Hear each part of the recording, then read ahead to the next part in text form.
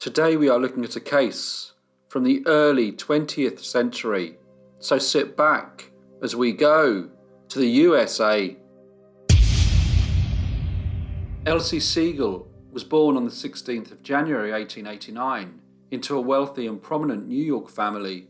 Her grandfather, named Franz Sigal, was originally from Germany and had arrived in America in 1852.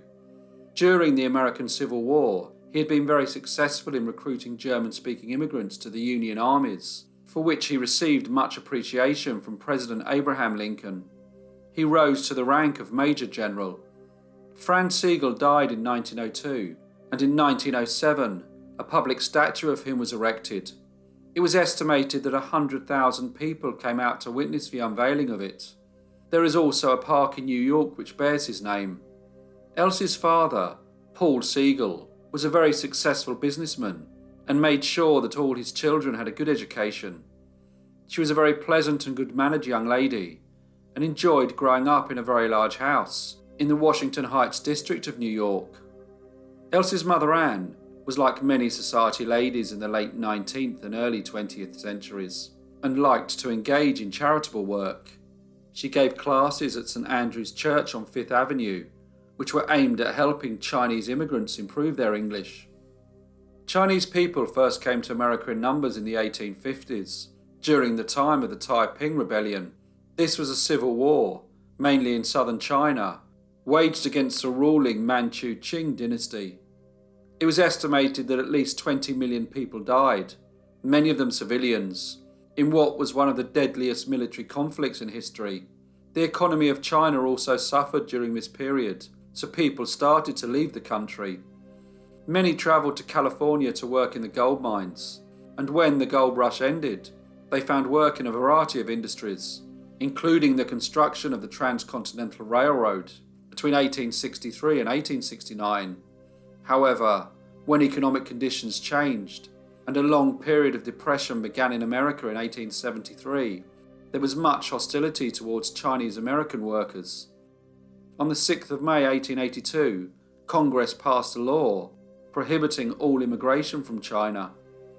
Despite Elsie's father's concerns about his teenage daughter assisting her mother with her charitable activities, Mrs. Anne Sigal encouraged Elsie to support her. Elsie started to work with immigrant women, many of whom were experiencing such poor economic circumstances that they had taken to prostitution. She would also attempt to speak to them about Christianity. As time passed, Elsie would spend much time in Chinatown and would often be seen in the company of young Chinese men. One in particular was a handsome 30-year-old named Leon Ling, who lived on 8th Avenue above a restaurant which was owned by his cousin. Elsie and her mother first met Leon in 1905. They were familiar with many of the residents of Chinatown, and Leon was a very charming and charismatic young man. He would also often attend the service at St. Andrew's Church, and for a time lived with the Sigal family at their Manhattan home. Leon and Elsie were often together, something that under normal circumstances would have been viewed by the Sigals' social circle as inappropriate. But as it was known that Elsie took her charitable work very seriously, and Leon was considered to be a very respectable member of the Chinatown community, their relationship was never questioned. On Wednesday the 9th of June 1909, Elsie said goodbye to her parents. She had some errands to run, but did not tell them exactly where she was going, only that she wouldn't be long. But Elsie did not come home. The following day she had still not returned, and her parents were getting extremely anxious. By Friday the 11th of June, Mr. and Mrs. Sigal had still not received any news from their daughter.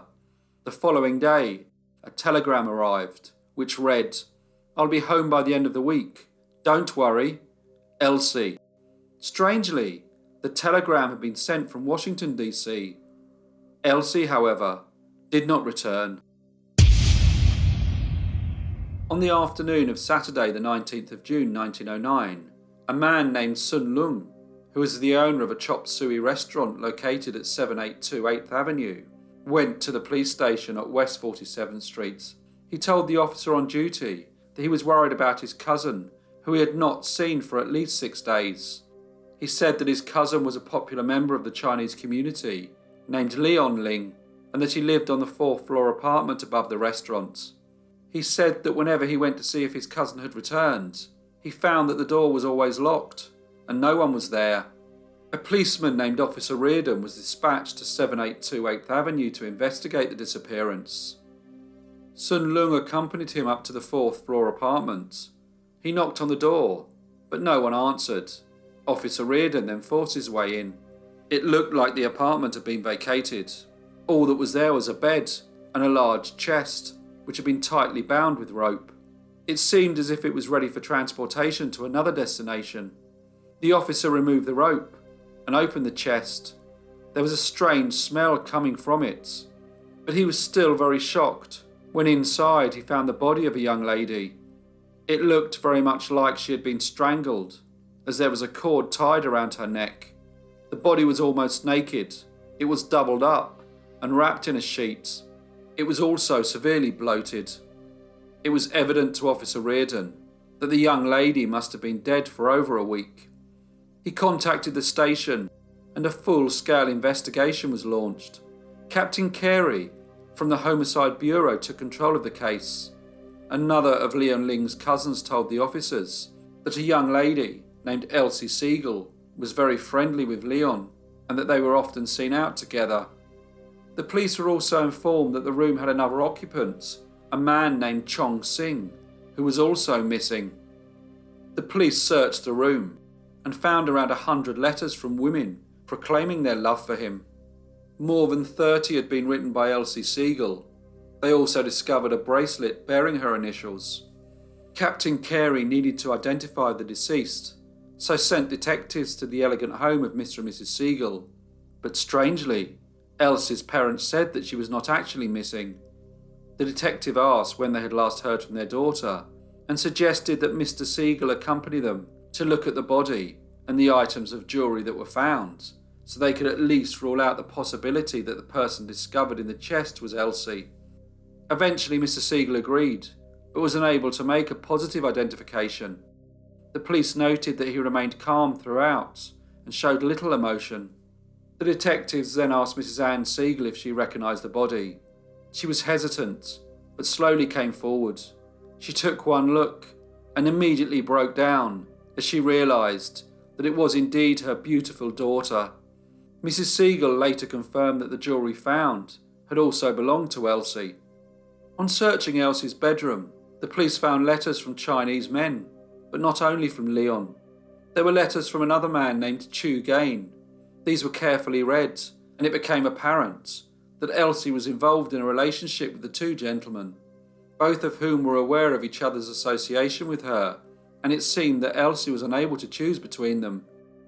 The police wondered if Elsie's death had been caused by one of the men being jealous of the other, in what would have been a deadly love triangle. The newspapers soon heard about the discovery of the body in the chest and descended on Chinatown. The police realised that they needed to find both Leon Ling and his roommate Chon Sing, so released their photographs to the press. And the story of the murder of a young upper-class white woman who was the granddaughter of Major General Franz Sigal was headline news, not only in New York, but all over America. Many Asian men were questioned, and the murder set off a wave of anti-Chinese hysteria, although many people thought that Elsie's behaviour was not befitting a young lady from such a prominent family in 1909.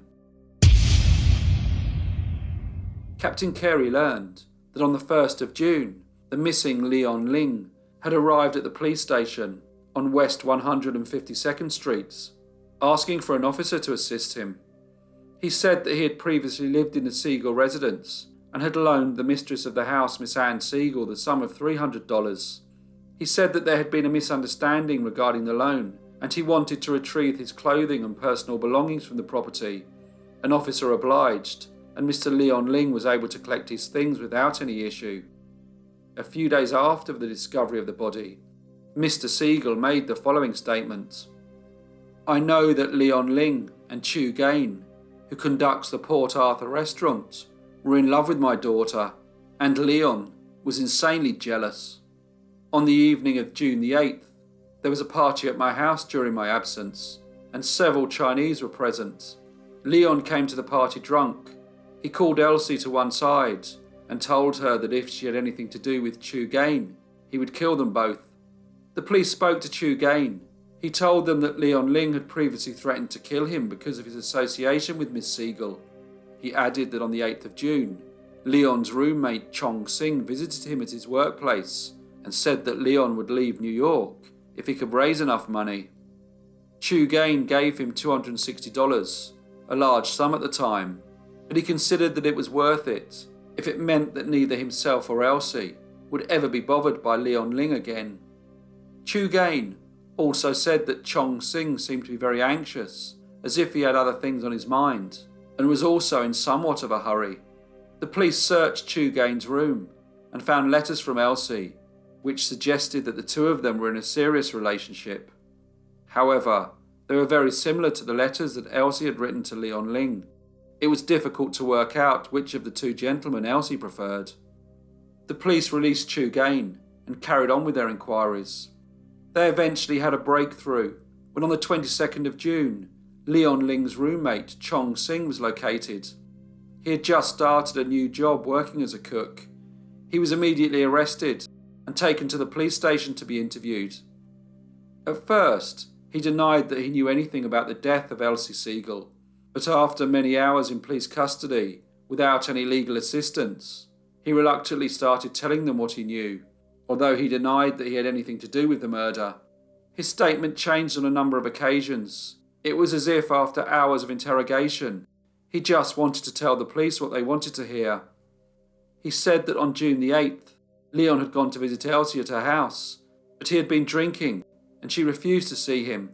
She did, however, say that she would meet him the following day at his rooms on 782 8th Avenue. He said she arrived at about midday and there was much noise, so much in fact that he woke up and looked through a window above the door where he witnessed Leon Ling and Elsie arguing. He saw blood on her face and a handkerchief upon her mouth. Leon then violently threw Elsie on the bed. When he saw her neck, she was lying motionless. Leon removed her clothes and covered her body with a sheet. He then got a large chest that he kept in the corner of his room. He removed all the things that were in it and placed the body inside. Chong Sing said that he then entered the room and realised that Elsie was dead. Leon then again told him that he was going to leave New York, so Chong Sing gave him $200 and the $260 he had managed to get from Chu Gain. Chong Sing, not knowing what to do, then went to stay at his cousin's house. There were problems with his statements, as on inspection, the police discovered that there was not a small window above the door in the apartment where Chong Sing lived with Leon Ling. The following day, June the 23rd, 1909, the statement was printed in the New York Tribune. How much of the statement was true, and how much Chong Sing had just stumbled on what the detectives wanted to hear is unclear.